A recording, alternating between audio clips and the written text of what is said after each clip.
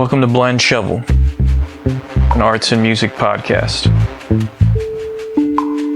Today I had the pleasure of speaking with Matt Houston, an illustrator, cartoonist, and painter who lives in Arizona. He currently is working on the show Krapopolis, which will debut on Thanksgiving after football. Check him out.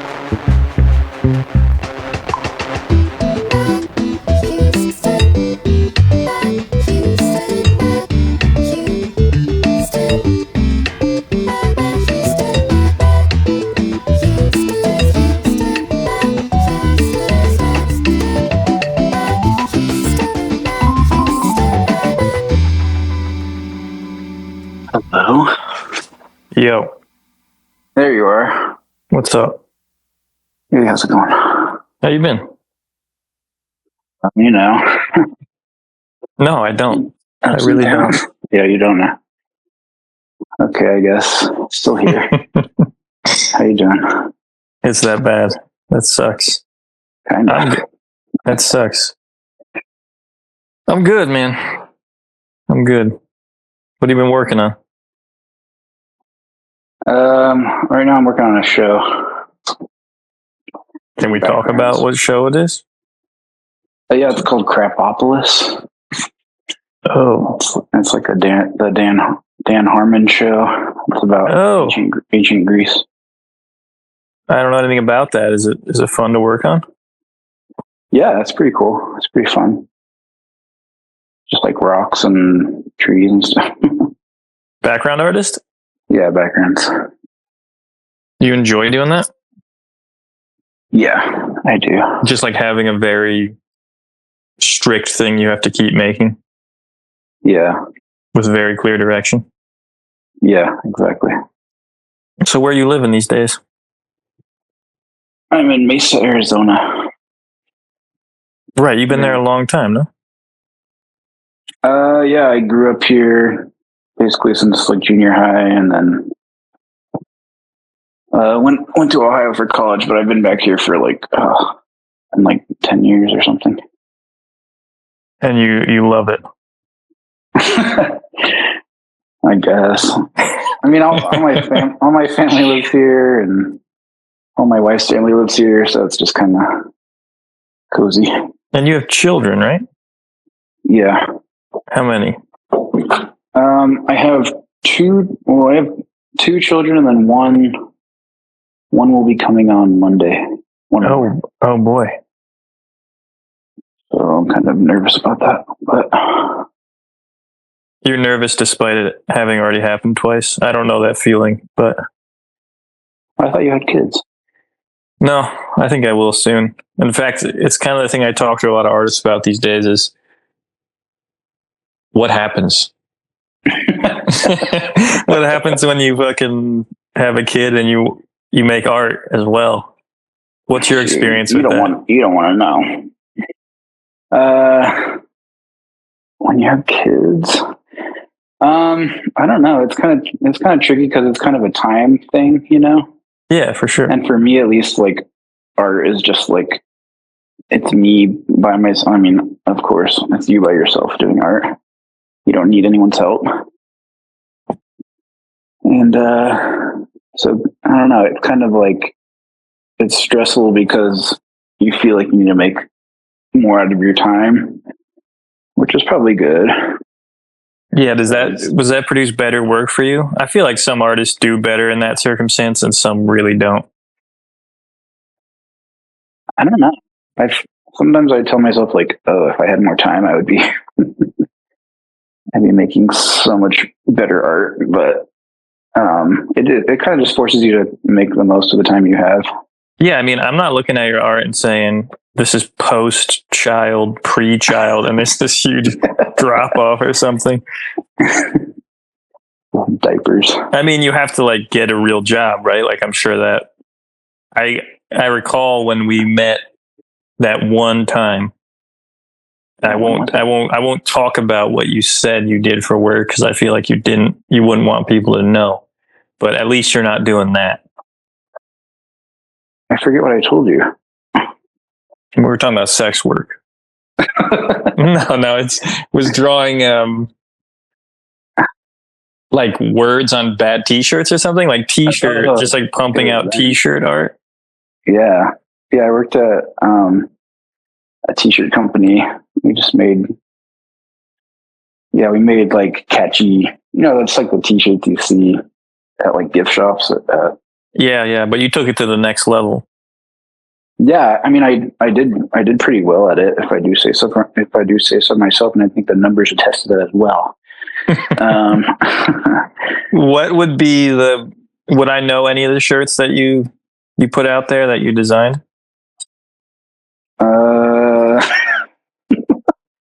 That you got it. What do you got? You went big with it. Can you talk about it? Or is there an NDA? I can't remember. This was like a long time ago. I kind of tried to forget. All right. So when did you get real work like this? When did you get into this pipeline of animation? Has that been a long time? Yeah, it's been since 2011 or 12, like 10 years probably. Wow. Damn, yeah, I was at art school, and Andy Ristino. Do you know Andy Ristino? No. He's just a good guy. He works in animation, and he got me some work on Adventure Time, which is weird because I was going to school for illustration, and I wasn't trying to do anything with animation. I wasn't really into animation at all. But yeah, that kind of got me my first gig, and then I just kind of went from there. What were you into? What were you trying to be? I don't know. I was majoring in illustration, and I was like, well, editorial, or some highbrow thing. Nobody wants to be editorial. That's just how you get in. That's nothing highbrow about that. I didn't know too much about it. I just I was too dumb for editorial stuff, and I thought that was a strength with editorial. Just keeping it like real, understandable, Yeah, I'm just dumb. Yeah, my one frame of reference was my uncle growing up was an artist, and he moved to fine art, but he started doing illustration, he did like the images on the sides of like U-Haul trucks. Do you know what I mean? Like those pictures. No, those great ones with like, they're just outrageous. Like back in the day. Oh, I thought we were talking about. There's some. The new ones are like they're insane. There's Adobe Illustrator masterpieces. Yeah, yeah. So I was like, oh, he did it. I can do something like that. I didn't really know what I wanted to do. I'm glad that something fell in my lap, because Lord knows what I would be doing. Well, you were making paintings. You still making oil paintings? A little bit. I think that's kind of like what I like to do the most. Just like artsy stuff. Remember when you burnt all those paintings? You burn a lot of your art? Yeah, how dramatic, how stupid. You burn art often, or was that the first time? It's been a few times. I'll just make a bunch of stuff, and I'll just be really like on fire about it, and then literally, and then I'll transfer the flame. But no, I look at it with fresh eyes. I'm like, no, this was a bad idea. No, that's good. You're still doing that. Yeah, so I'm still into it. You have one of the most baffling styles in terms of variation that I can think of from a good artist. Do you have that problem where you're worried, like, this doesn't look like I made it kind of problem, or do you not even care? You're just plowing through? Yeah, I don't really think about that. It never crosses my mind, really. I just want to make something that like looks cool to me, That's cool, because you can see that in the work, that you're not afraid to do new things often. I mean, stylistically, you got these silhouette ones, you got these more rendered ones, you got cartoony stuff. It's pretty wild to me. The fine art is tasteful, whereas some of the digital stuff isn't trying to be tasteful, I don't think. Yeah. No. Yeah, I don't know. I think a lot of it goes back to the time constraints that I have. I don't have a lot of time to sit down and plan something out, so I'll sit down and just start making something in whatever style is coming easiest at the moment, and then just try to get it done like in one sitting or two. And do you mostly work digitally at this point? Yeah, right now I do, just because I do that for work, and then it's just easy to switch tabs, you know. Do you enjoy that process, or do you prefer like the actual oil painting on canvas feeling? I enjoy painting. I enjoy the feeling of physically painting, but I feel like I'm more capable with digital. So I guess I should practice more traditionally. Yeah. No, I mean, I was always impressed by the oil paintings. Really? Thanks. Yeah, you showed interest, and I was like, oh, really? Are you showing in any galleries right now? No. Then you don't give a shit. I mean, I don't know. I'd like to. That'd be cool. Yeah, I mean, it seems like once you get in that animation pipeline, that I assume there's a lot of stability there. So, like, do you imagine 10, 15 years from now, that's what you're going to be doing? Jeez. Oh yeah, we're going there. We're going far. Jeez. We're going beyond Krapopolis. Beyond Krapopolis. In 10 years, I'll be on Krapopolis season 10. Wow. Yeah, he's going to do it like that, right? Just cash in. Yeah. I mean, that's Rick and Morty. We don't need to go down that path. Yeah. I don't know. In 10 years, would I like to be doing animation stuff? Yeah, I mean, it's a steady gig in the artistic realm, so I'd be cool with that.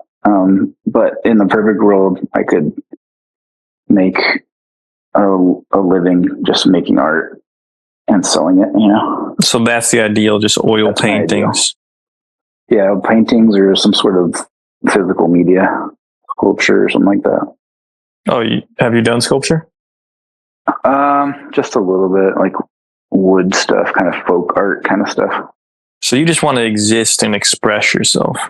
That's the ideal. I'm not saying that as an insult at all. But now you're a father, so you actually have to like provide, I assume. Gotta hold it down. Yeah, you can't be as willy-nilly, but yeah, so that's kind of the balance I'm trying to strike. Like, that's why I don't mind animation, because I can still do stuff after, you know. Do you make things for your children? Yeah, I drew. Do I make stuff for them, like drawings? Yeah. Do you draw with them? Do you make things with them? I let them draw with me because I have like a Cintiq, you know. Right. They love that. And so I just let them sit with me and draw. And I'm like, okay, go away. It's my turn.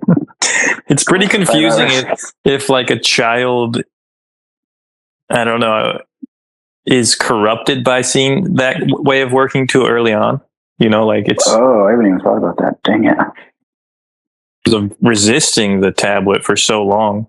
And then, well, it found its way in, you know, and ever since then, the efficiency is just can't get out. You know, I definitely try to make things by hand or sketch things by hand, but honestly, they ultimately get funneled through these digital processes. So it's like pretty hard to justify doing all this work and then reproducing it, you know, whether that's a comic or just like an illustration that's going on a website.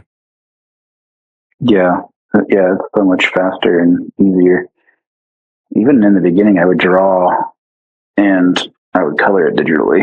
So that's what I was doing.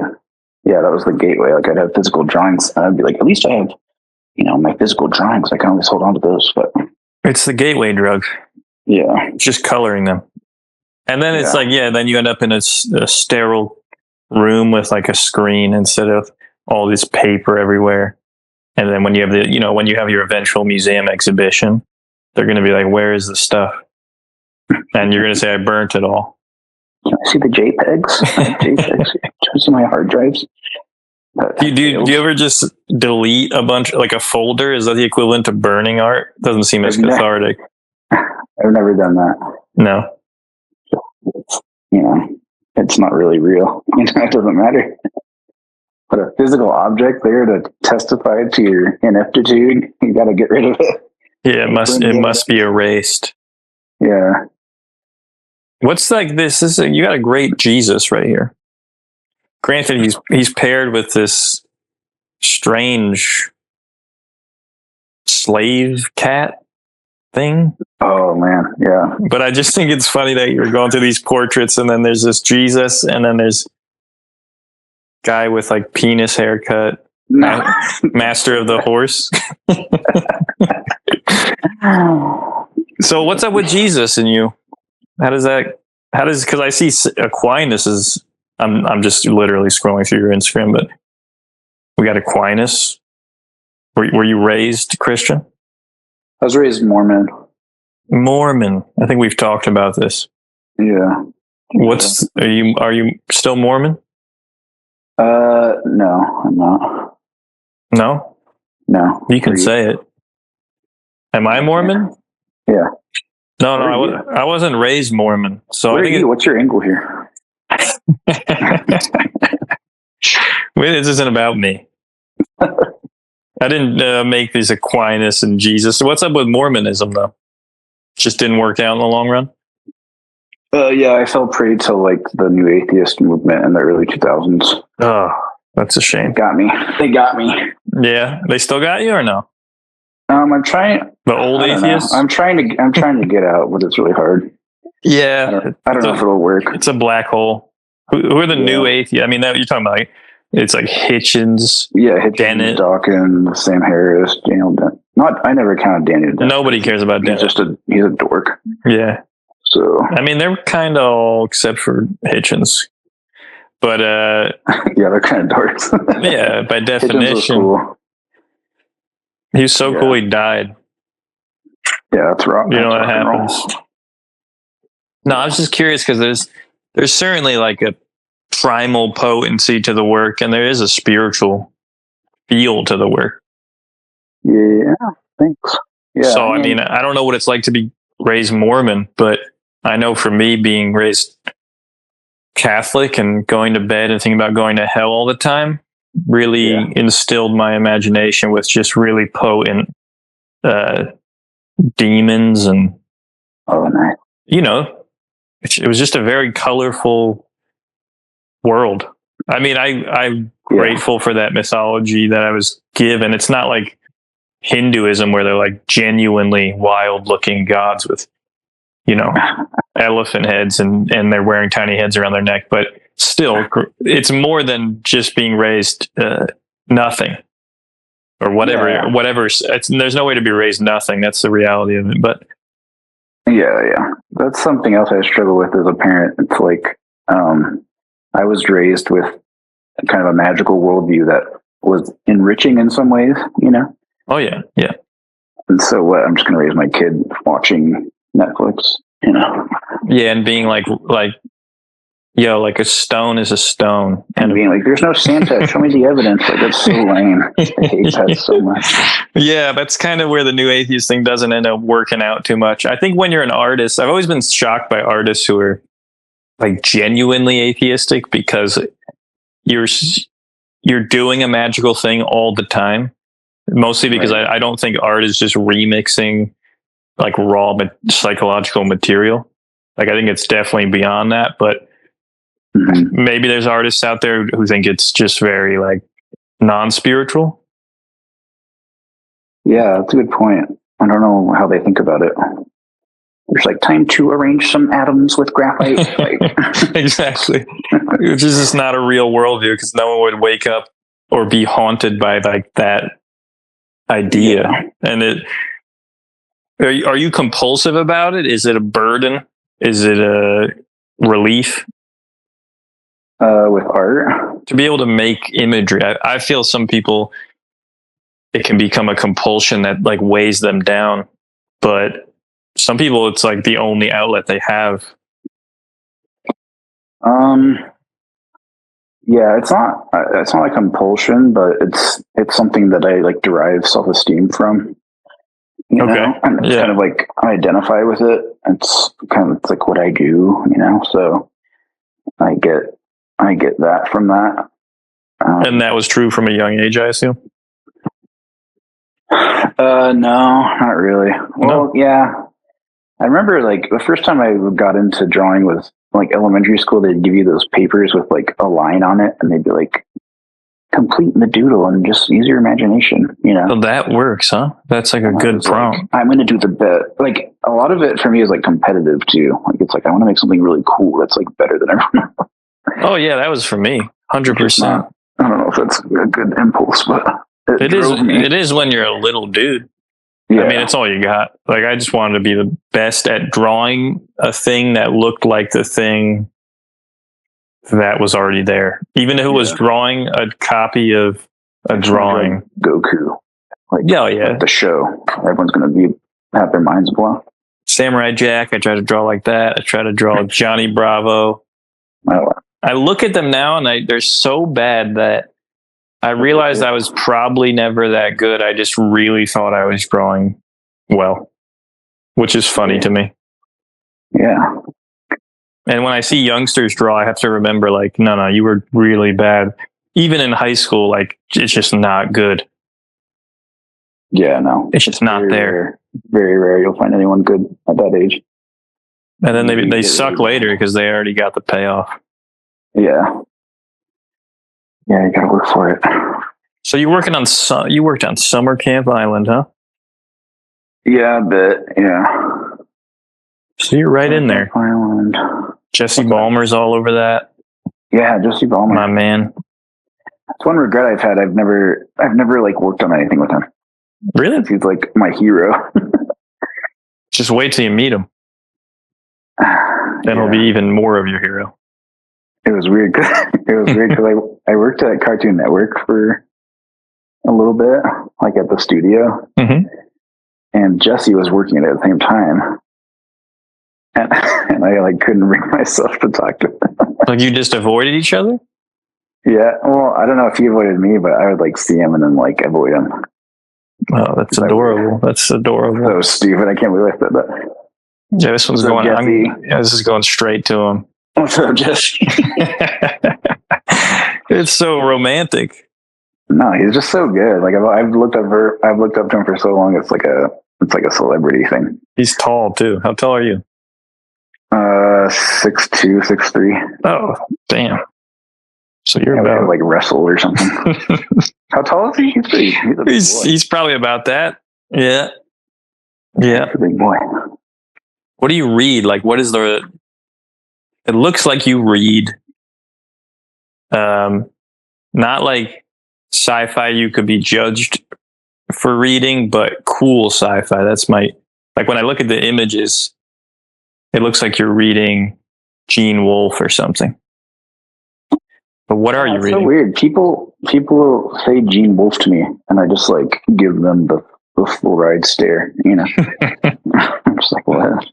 But so I bought a Gene Wolfe like short story compilation and read a few stories. Oh, I hear those suck. Even my man Jesse Fillingham loves Gene Wolfe, and he's just like, don't read those. Read Book of the New Sun, even though it's going to take like you have children, you're not going to be able to read that book until they're like 18.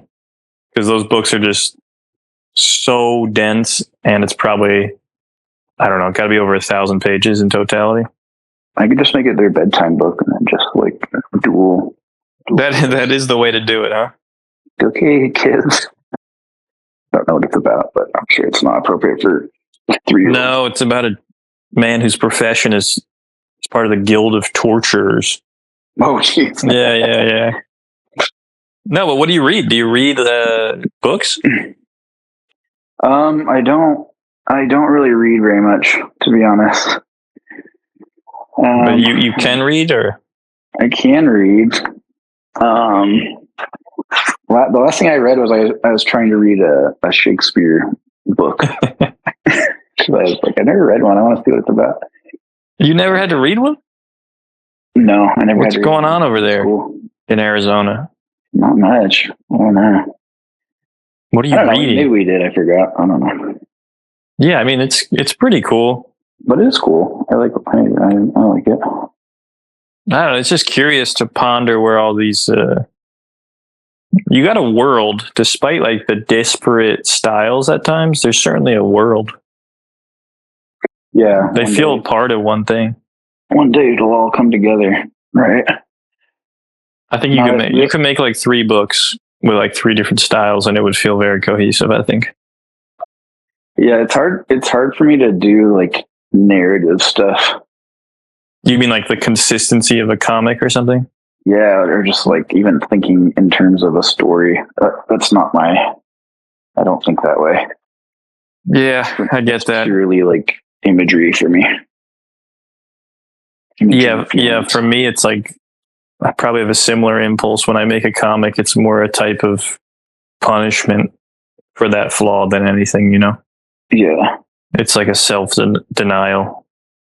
Right. But that's tough to incorporate into a life where like you already have other things working on or other stressors. Then you're just going to default to what comes a little more naturally, I think. Exactly. That's exactly what I've fallen into. I go with the most natural, like impulsive thing, and I just do that because I don't have time to mess around, you know? Yeah. I mean, that's all right. That's you. Yeah. I don't read, but I mostly just have like picture books, like artists and stuff. That's basically what I read. And how old are your children? My oldest is 9, and then I have a 4-year-old. So like the 9-year-old can be reading real interesting stuff. Yeah, he's getting to the point where it's getting a little more fun, you know. We're reading Redwall at bedtime right now. Redwall? Have you read Redwall? No. Like about mice in like an abbey, and they fight rap. That sounds kind of cool. It was influential on me as a kid. No, I'll look into that. Downloading that onto him. Giving him all the Gary Larson books. The Chickens Are Restless. Yeah. It's the only one I remember. Yeah. I just saw one today. I was reading, and it was like 2 babies crawling across the desert, you know, looking for water. And they're like, they see an oasis, and they're like, wah wah. And then, I don't know. Yeah, that's actually funny. Yeah. He's good. I mean, I like that kind of thing where it's like, how could you ever set out to be him? I know, you couldn't. It's I don't know how he did it, like pre-internet. I don't know. It's crazy. So you got a bunch of blankets going on too, huh? Yeah, I did that. You had to do it. Did that whole thing. Yeah, that's over. You can still do it again. You can keep pumping them out. I mean, it's kind of fun. It's easy. I finally sold them all, so now I need to do another one. Yeah, it's easy. Especially the way I draw, it kind of lends itself to, you know, like blankets and stuff. Yeah, definitely the more flattened kind of silhouette work. Yeah. In fact, I sleep under one of those. You do? I own a original. Which one? If I knew the titles, man, that would be something else. It's what's the picture? Blue border, white star border, yellow interior with a moonish thing and a head in the upper right and a woman silhouette with a camel with some stair legs. Does that ring a bell? Oh, yeah. Yeah, it makes me feel at peace. Oh, you got that? How'd you? Oh, that was through. That wasn't through me. That was through Slow Down Studio. No, I showed it, right, and then I think you felt bad because you burnt those paintings because there was an inquiry, and then like I was like, hey, what's up? We got an inquiry, and you're like, yeah, I burnt all those, and then I think you were just like, yeah, just keep it. So I appreciate that. Oh, awesome. You want to take that back or? No, dude. So you can burn it?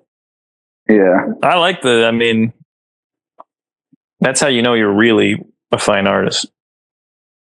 Yeah, that you burn the shit. Getting all emo about it.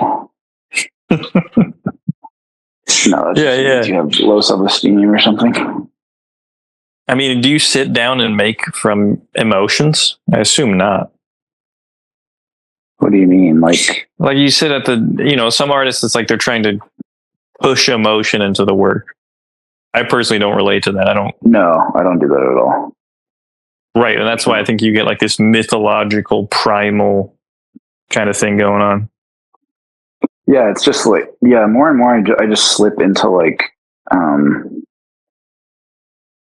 just, it's almost just symbols, just like very basic, like bottom level stuff. It's not high minded or like, highfalutin. It's just like, and it's not emotional. It's just like, here is a woman or something, like it's like I relate to that. It's like embellished hieroglyphics or something. Yeah, it's like dressed up hieroglyphics and then just kind of pushing those around and seeing what comes of it. Yeah, and sometimes you put a bunch of them together and it feels like some sort of narrative or something like that. It just something happens when you do that. And that's just from looking at books with hieroglyphics or just old stuff, and you get that feeling, You get the feeling of a time where things actually meant, like those symbols really, really meant something. They weren't decoration. Yeah, exactly. Yeah, and that's confusing. That's really confusing for me. Yeah, the people who made those drawings and carvings weren't doing it. I don't know. They were doing it. That was their job, and it really meant something. And so, I guess in drawing in that style, it's like trying to borrow the weight of that meaning, even though you don't really have it anymore. Yeah. It's a bit perverse. But like, what else can you do? I'm not going to draw a guy wearing denim jeans. I refuse, Exactly. Imagine drawing like a photorealistic car or something. Just like makes you want to die. Like a modern car, you mean? Like a Prius or something. Yeah. No. Because if it's like an old car, maybe there's something there. But yeah. Would you be? Are you afraid that your children will become artists? Or would you be happy? I don't know. I don't know if I'd be afraid. I just hope they would like take it seriously, or I don't know, do well. Well, yeah, I guess that's true. Anything. It's not like the easiest path. So, but if they're, I don't know, whatever makes them happy, I don't even believe in that. Do you sense that are they attached to drawing? Just because by proxy, because you are. Like, my parents are not artists. My brothers are not artists. So for me doing this has nothing to do with environmental influence from humans. I didn't have an uncle like you're mentioning. Maybe I just wanted to feel special or something. Because you start, like, you got recognition early on or something? Yeah, like pretty early on. Kind of latched onto it. Yeah, I think about it quite often. It's kind of a strange. I didn't know what it meant to be an artist, but I often talk about how I just assumed if I could draw at that age, I was supposed to like make paintings in museums. But then as I got older, I realized that world it really turns me off, actually. And I still love books. And when I went to school for illustration, I thought I was just going to be doing like interior book illustrations or something. Right. And then editorial never appealed to me because you might end up drawing somebody wearing jeans, or a suit. And I don't know. There's something cowardly about that for me, where like I don't want to depict the world I live in. I feel bad about that sometimes. I try to work through it sometimes. Like it's just weird to be I'm trying to think of another time period where an artist would be actively just making the decision to not depict what people actually look like in their time frame, you know? Yeah, I don't think that ever happened until now. I could be wrong. Yeah. Yeah, they were pretty much just, even if it was not realism, I feel like they were just really trying to show what, almost in a literal sense, what they were seeing. Well, probably the only art that survives from bygone days was like drawn. I mean, if you were drawing stuff, that was probably your job, and you only had that job to like make stuff for the people around you. Right. So I don't know. They're not going to be drawing like anime cat girls or whatever. Yeah, there was no the king market or something, or religious figures or something. Yeah. I like these toys you're making. Which, like the cars and stuff? Yeah, those for your is this like your dad? This is you being a dad? Yeah, that's literally, yeah. So we had some pieces of wood from a project, and we were like, let's make something cool. It was just fun. Does that melt your heart? What? Like making stuff with your kids? Yeah. Yeah. I'm a very sensitive person, and family is very important. I don't know. Yeah, I want to do right by him. I know I always fail. Well, that's how it is. It sounds like you're doing. I mean, you got another one coming Monday. Yeah, literally. So you're doing something right. Yeah. When's your kid coming? You're talking like you're about to rock it out. Yeah, I'm just trying to get everything lined up. Line it up. First step, find a girl. No, I got all that figured out. I'm not that delusional. But you know, I think it's something that I try to get as much perspective on from other artists. I think it's not really discussed often, and a lot of artists they just assume they can't create an environment where this outcome is possible, or maybe they just genuinely think it's wrong to make children, which is bizarre. But you see something. Yeah, that's an incredible perspective. Yeah, it's very, very interesting. Is it common for Mormons to make a lot of children? As you because Mormons and Catholics. That's exactly.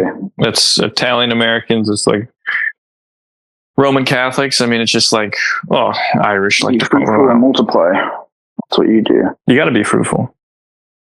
And I don't know. As I get older and have kids, it's like, yeah, I think there's something to that. You know, just because it's like a religious dictate doesn't mean it's wrong.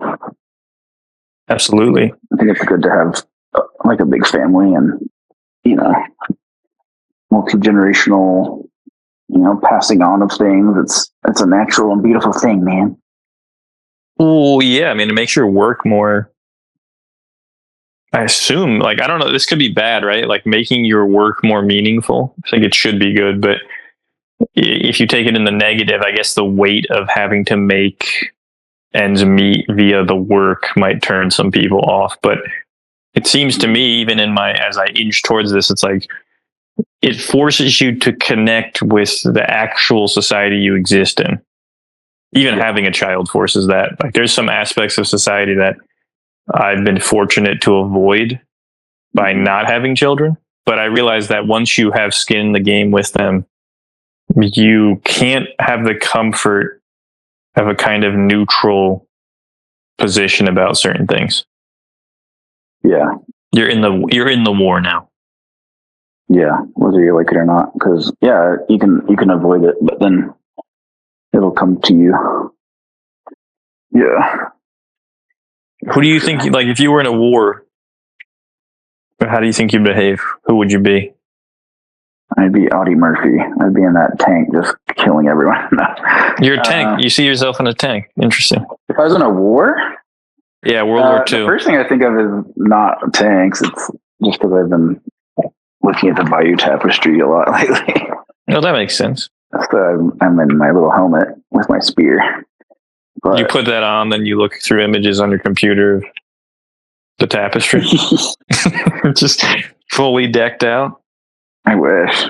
I could see you getting decked out. I was like looking on. No, never mind. Yeah. No, if I was I almost joined the military when I was young. Really? Yeah. So you have a flair for the heroic, whether that's conceiving 3 children or going to war. I mean, at this point, having 3 children. Excuse me? Go away. Who's that? That's my youngest. What's his name? Theo. Leo? Theo. His mom's dragging. What's that say? I'm talking about, folks. You can't do anything with these little kids around. Hey, you got a straight 40 minutes so far without interruption. That's pretty solid. Yeah. So you wanted to join the military. So you have this sense of, I mean, that's a real decision. Yeah, it was partially like aimlessness and partially, yes, like more an adventure, you know. Instead, I went to art school, which was a little bit less adventurous, but it was an adventure in its own right, I guess. It's fascinating. You don't hear that often. It was between the military and art school. It's not a common fork in the road for most artists, so that's really interesting to hear. Yeah, I wanted to just like go like in the infantry. I wanted to just go do that, you know. It seemed really cool. But that was like Iraq war times, so I'm glad I didn't. I probably would have had a bad time. Yeah. So that's what you're getting a little of that urge in the art, huh? Because there's a lot of war, or at least there's horseback. There's a kind of, I can see that in the work. I kind of idealize warriors. It's kind of immature, but it's, what are you gonna do? Well, what would the mature thing be? Idealizing what? People who don't go to war. Yeah, pacifists. Pacifists. I mean, like, there's good pacifists and bad ones. There's good warriors. You do? Yeah, for some reason, I like Amish pacifists, but I don't like blame ones. Pacifists. You know, I don't know. Well, one feels like a luxury. The other feels like a real decision. Yeah, one's like a moral commitment, and the other one's like a reaction, kind of. Yeah. Something like that. I don't know. So, like, how old are you now? Can you still enter the military or no? No, I can't. I'm like 37. We'll see how desperate we get. I'm too old. But it's weird because, like, every so often I would check, like, what's the oldest you. Like, that urge stayed with me. That's interesting. With me. I was like 35 checking. No. Like, how old can you be to join the National Guard? Because they have more lax requirements. So I think that ship has sailed, but I have like this self-destructive like urge. I want to go. Oh, you think it's that? It's like that's your live in a cabin in the woods. Like, you know how some people have like the hermetic rural dream? Well, I have that too. It's probably just all the same urge. It's like escape. Yeah, escape, go do something else, go, you know, I don't know.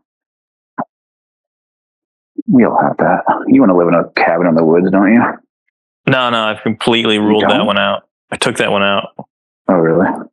And the military one never struck me with any real. I do love sports, you know, so I'm getting that out. I just feel like that's sublimated warfare, you know, and like I'm good. Do you play sports? All the time. I play sports all the time now. I love sports. Oh, yeah. What do you play? Yesterday I played soccer at night. In the morning I was like bouldering, you know, like the puzzle climbing. Puzzle climbing is a better name for it. Bouldering sounds way too cool. for what it is. Oh, that's cool. And then I play ultimate indoor frisbee on Sundays. And then I fucking watch football on Sunday. That doesn't count though. But I'm saying I got the masculine urges covered.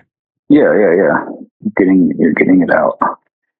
But war, I never, especially modern war.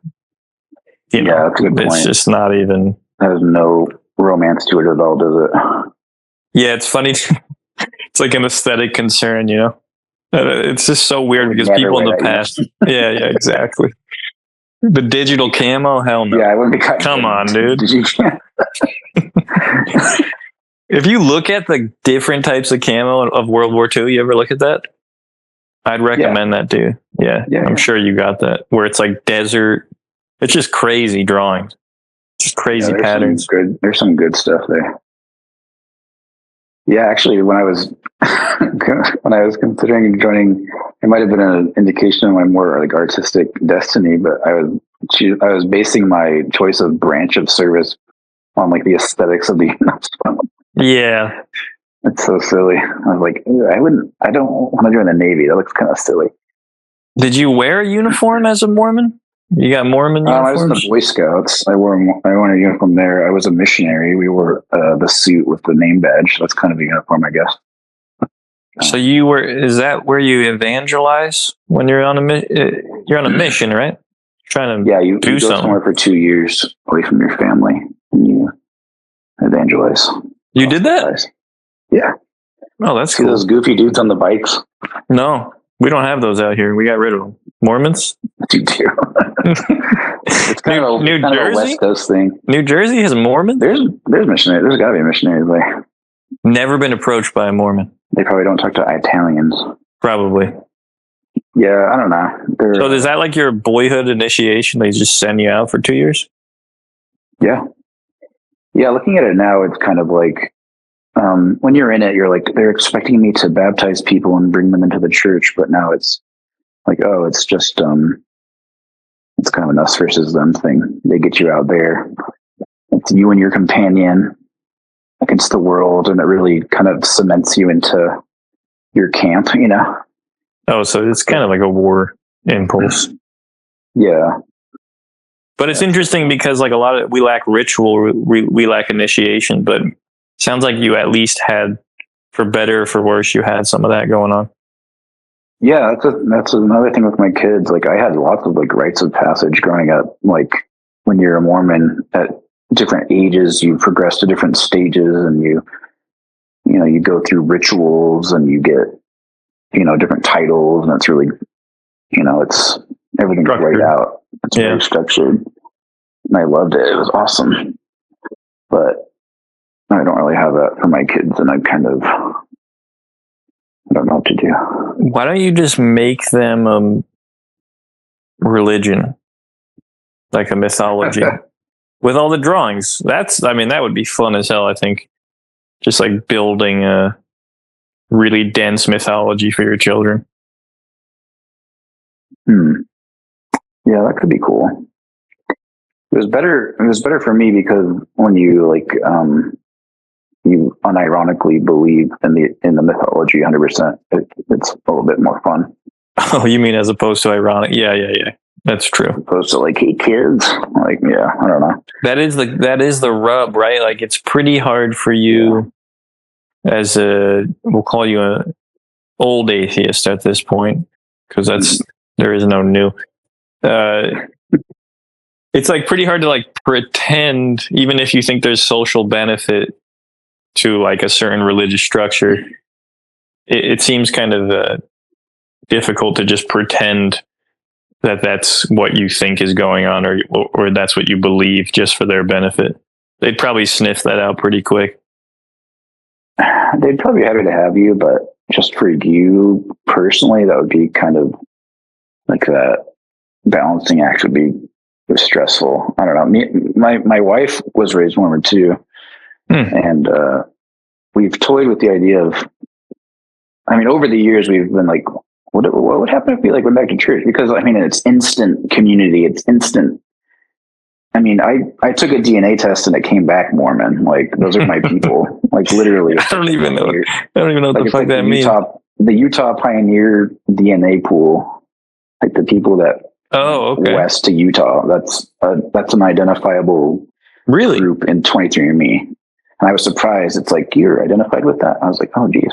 So those are like my people, like culturally, like biologically. It's crazy. And so aren't you just like banished once you drop out, or is that not a real thing? No, they don't do that. That's a myth about them. They consider you inactive, but it's not. Oh, you just, you pause your account. Unless you do something really publicly, like heinous, they won't excommunicate you. And none of this art counts as publicly heinous? Maybe some, but no. I don't really care. Yeah, no, it's true. I mean, I've been going back to church, but then I realized, like, damn, well, it's complicated how I feel about that, but there isn't. Yeah, but there is no community. Like, it's not my community. You know, I mean, like, I'm an elk, right? I'm part of the, the Elks Lodge. You got those out there? Oh, awesome. I thought about that. So, like, I see some elks, but it's a pretty sad state, man. I don't think. It doesn't seem very vivacious, No, I often use the term flaccid in terms of just like, it's also just the aesthetics of American, at least out here, churches is just brutal. It's like weird cubey marble, and just the priest is telling you jokes, trying to be like your friend. And like, that's not what I'm looking for. A primal thing. I'm looking for a meaningful thing. I don't need like common interaction within that frame. I need a sacred. I need hierarchy. I need you to show me what to do. In a sense, I just need a feeling of sacredness, right? Because it's like completely being erased in all ways. Yeah, we've had enough casualness and something transcendental. I've been looking into Catholicism actually because I like the aesthetics, like exactly. I don't think there's anything wrong with that. I think like it's an ancient tradition with really long history and cool theology and morality and stuff. I don't know. Maybe a more traditionalist route would be good for you. The aesthetics for me are the way in, and like I don't think you can divorce the aesthetics per se from the whole structure. Although at the same time, I think about this with like futurism, and like since futurism is the one, or even Soviet art, right? Like they're essentially authoritarian art or fascist art. Like, let's say you use the font of those time periods. Is it inherently fascistic, or is that a stretch, right? Like, is the aesthetic truly downstream from the principles? I don't know. Maybe. It seems like a stretch, at least in theory, the more I think about it. Like, I don't think we have the responsibility to kind of not use those aesthetics, because they're kind of, I think they're found in multiple places. Are you just trying to reclaim the swastika? No, I gave up on that a long time. It's like a cliche. The Indian please. Yeah, no, I'm good with that. I don't know if you're after like beauty, or if you believe that objective beauty exists, which I do. What does that mean? Like where does that lead you? Where does it lead me? Yeah. To just making better art. Here's what I'll say is like all art is subjective and objective at times, like in different ways. So that's true of anything, right? Like the people who think art is all subjective are full of shit, and usually very bad. You have to feel progression towards some objective end, and beauty is, I don't know, like I think beauty is pretty strict actually in terms of there's novelty, like you can say that it looks cool, and it can be completely not beautiful, but beauty I think is a pretty strict guideline, and unfortunately I don't think I'm capable of it most of the time. Like there's a lot of beauty in Catholicism, and again, I was just going to bed thinking about going to hell. So I can whip up some demons and perverse things at times, but like maybe I would make the gargoyle on the church, but there's no way I can. I'm just not good at making beautiful humans. That's really difficult for me. Yeah, I feel the same way. Yeah, I like to draw grotesque things, but I mean, that's why I recently tried to draw Jesus, because I mean, one, like, if you look at any art history book, it's just Jesus, you know, down the ages. Yeah, but you want to draw something kind of higher, something more beautiful, if you can. But I mean, I think you're quite good at instilling humans with humanity. You know, when you draw, like, they're kind of. I don't know if I would want to meet 90% of the people you draw in a realistic fashion. There's something like, yeah, it's kind of, yeah. What is that? I don't know what's going on in there. There's something off inside of them.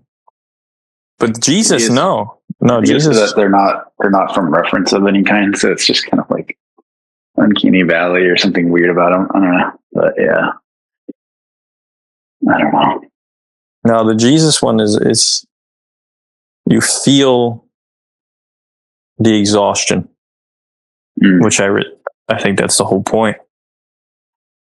Yeah, I don't know. Yeah, maybe I kind of feel that way. I guess sometimes just I feel like I'm kind of in the same boat. I'm looking for something more transcendent. I'm tired of the banality of, you know, of modernity. It's kind of weird, but of course, I think a lot of people feel that. Yeah. I mean, we live in the most luxurious and abundant time ever, and it's just kind of spiritually empty, and there's nothing going on. So that's why it's curious. Like I think, and granted, I have not watched these fucking cartoons in a long time, because something about whatever happened post Adventure Time. Not that I watched a lot of Adventure Time, but I just could tell that I was just not going to be interested in most of them. And do you feel that at least some of these allow for that transcendence? Like, they make room for a feeling of sacredness, so that when you participate in them, you feel that you're solving that problem? The shows? Yeah. No, so you're real about that. You're not convenient. You're saying, no, they're not seeking to solve that, and they're not solving that. I don't watch much animation at all. Not really any, but from what I've been involved in, it's either just trying to be funny or cute, or I don't know. I don't know what a show would look like that's trying to be transcendent or something. It wouldn't be very popular. No, it'd probably be much quieter and it would just be slow, forced or something. That's what, if you listen to my podcast with Jesse Ballmer, that's what he's working on. He wants to work on something very slow and quiet. It's cool, because I felt like that's coming, you know.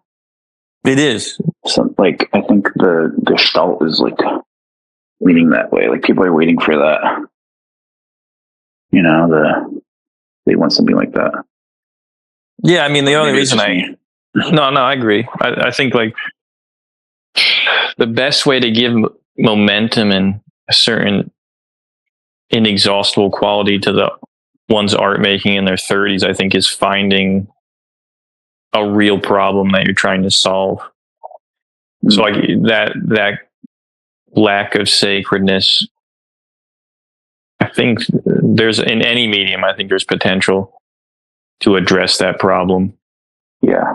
I don't know if it's via Cartoon Network. I don't know shit about Cartoon Network, but it could be that you could satiate that in different ways. You have children.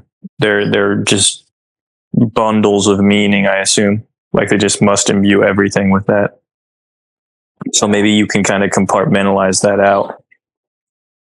Yeah, I can get it through that instead of art. Yeah. I mean, kids' books. You gonna make some kids' books for your kids? You could be whipping those out. I haven't really thought about that, to be honest. Yeah, I have an idea that I'm going to try to make one every year for my child, and then on their birthday they get that shit. Oh wow! And it could be like 15 pages, but wouldn't that be fun? Yeah. And then you could like they'd be so stoked to get that. And like, let's say they were like, I don't know, they ate a lot of cookies and they kept stealing my cookies. I would just make a story about how like if they eat someone's cookies, they'll be murdered by a wolf or something. Just make it so overt. Yeah, exactly. Yeah, that's what I kind of mean about building like your own mythology and just I don't know. I just think it'd be super funny. There's just such a cacophony of narratives now that you couldn't give a child a unified perspective if you tried. You know, by the time they get to a phone, it's over. It's just gonna be Minecraft and although it sounds like you at least, you know, were given a pretty unified worldview, but you were pre all this in terms of when you were growing up. Yeah, I had a very unified worldview. It was very cozy. I loved it. A lot of people leave with really hard feelings, and I guess when did that shatter? Was there like a moment like you? Yeah, I read The God Delusion by Richard Dawkins. I was like, oh no. It was like that simple. I lived in such a bubble and I was like a non-intellectual. I didn't care about that. I just was doing my thing.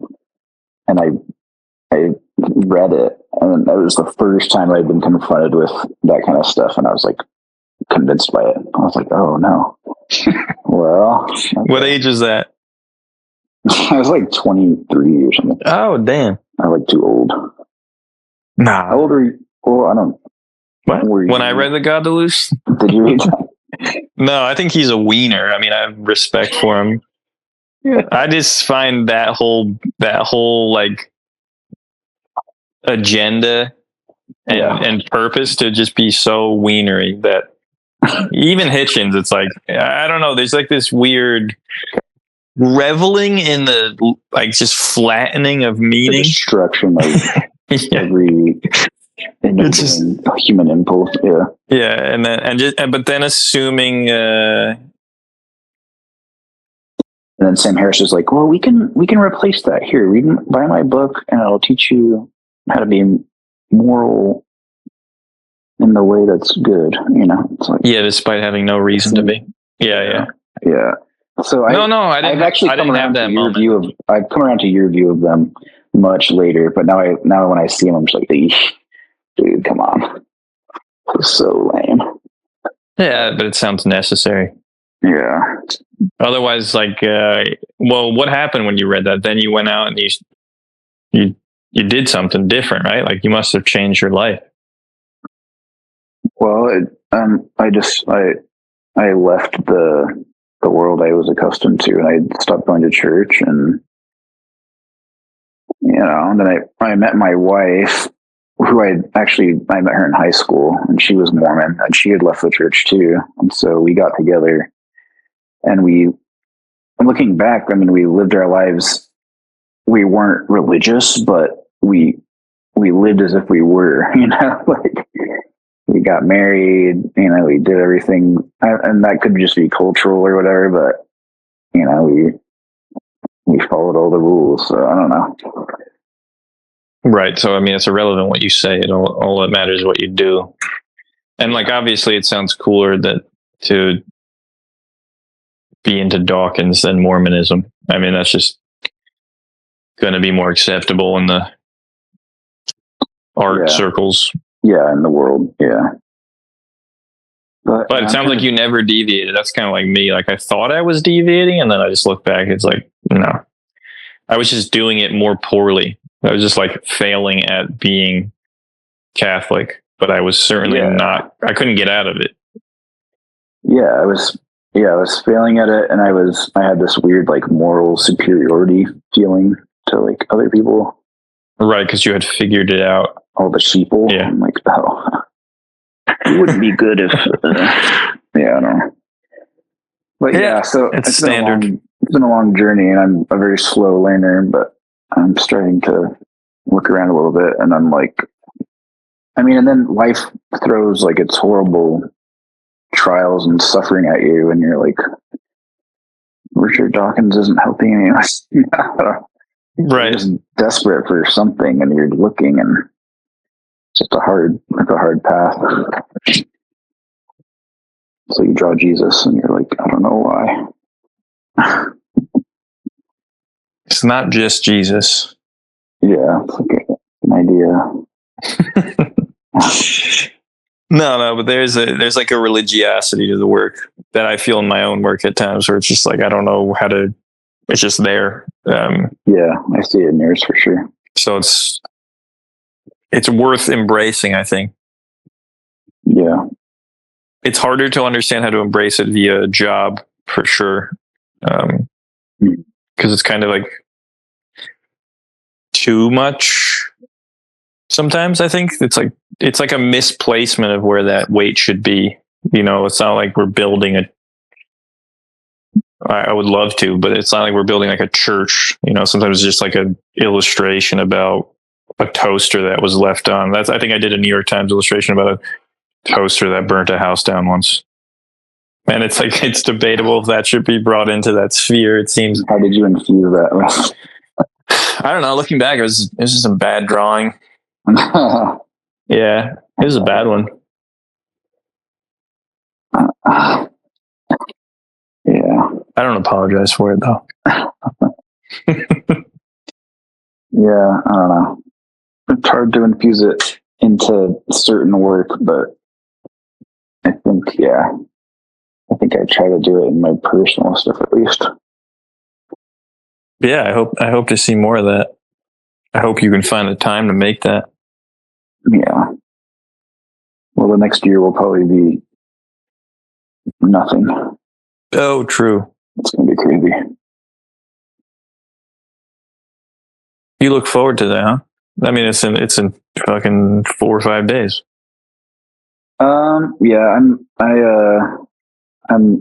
just want to kind of get it over with,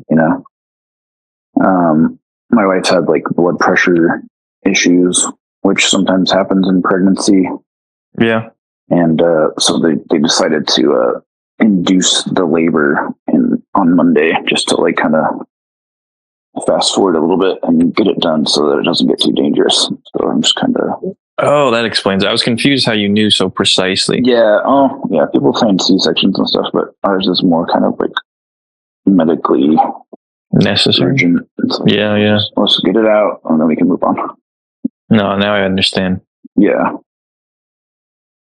But hopefully all goes well, and then we can start again with another one. Hopefully do right this time. Like make another child? Yeah. Nice. I like the determination. Yeah. That's all held up by Krapopolis. Yeah. It's an unbelievable world. Yeah, it's if you watch football this Thanksgiving, it's gonna debut after the game. All right, I might do it. Just out of respect for you. No, you don't have to. I think I know. I don't know. I get the sense. You get it. That I think I get it. I think that reign is over. That peak is over. The Harmon and Royland. Yeah. I think I'm done. The sassy boys. We're out of here. Again, much respect for him, but. Oh, yeah. Well, do you have a joke to end it on? You got any? I like to hear jokes sometimes. Joke. Did you hear about the Mexican train robber? No, I didn't. He had locomotives. Oh, that's beautiful. All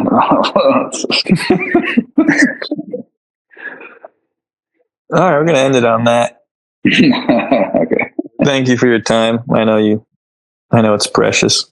No, thanks for talking to me.